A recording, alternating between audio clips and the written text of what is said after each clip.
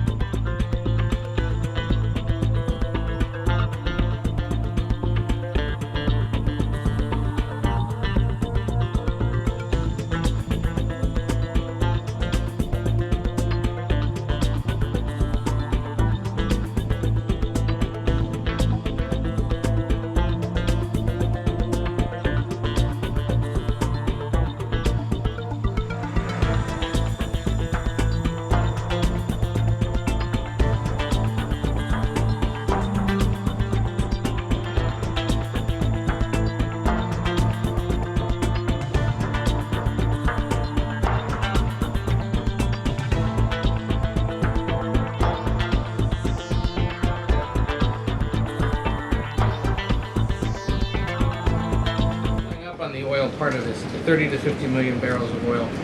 How exactly is that going to work? You're getting it out of Venezuela into the United States? Yes. And then what? That's exactly right. So as you know, Ed, as the president announced last night, this was the sanctioned oil that was basically just sitting in barrels, sitting on ships because of the effective quarantine of the United States of America. And the interim authorities have agreed to release that oil to the United States, so it will be arriving here at home very soon. The United States government has already begun marketing Venezuelan crude oil in the global marketplace for the benefit of the United States, engaged the world's leading commodity marketers, key banks to execute and provide financial support for these crude oil and crude product sales.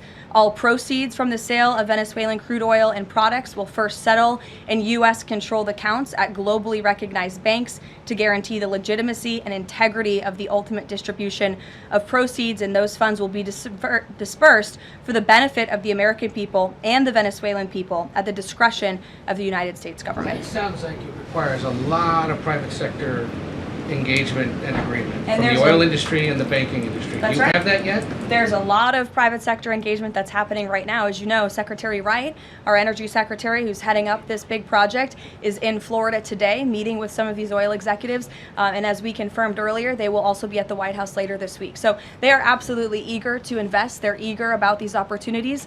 And Secretary Wright is a very well knowledgeable guy when it comes to oil and energy, and he's the perfect man for the job. Another corner of the world, Sure. real quick on Go Iran. ahead. Go ahead. So just to follow up on the oil, 30 to 50 million barrels is an initial tranche, if you will, and then what happens after that? I won't get ahead of the plans that the president and his team are currently speaking with the interim authorities about, but rest assured, there is a long-term plan here. Secretary Rubio and the entire team are working diligently on it, and this is just sort of the first action that you all are seeing. Ed. Thanks, Caroline. So in order to get these oil companies to invest billions in Venezuela, how will the U.S. reassure that their workers will be safe in Venezuela? Could there be troops involved? At this point in time, as you know, there are no troops on the ground in Venezuela. The president, of course, reserves the right to use the United States military if necessary. It's not something he wants to do. Diplomacy is always the first option. As you saw, he tried that with Nicolas Maduro, but unfortunately, he was an illegitimate dictator and an unserious person. And so President Trump authorized this law enforcement operation, and now Nicolas Maduro is sitting in a prison cell in New York. So certainly the president is going to do what's in the best interests of the American people, and that includes workers from our energy and oil industry as well. 大家好，我是主播周玉琴。很多的朋友告诉我们，太阳星全效克菲尔益生菌帮助了睡眠品质，原版的太阳星全效克菲尔益生菌。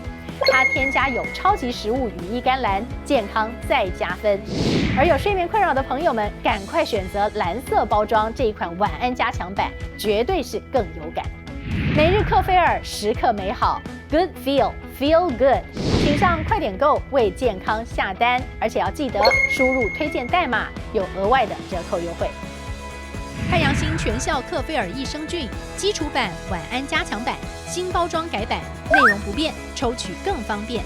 要吃就吃最好的。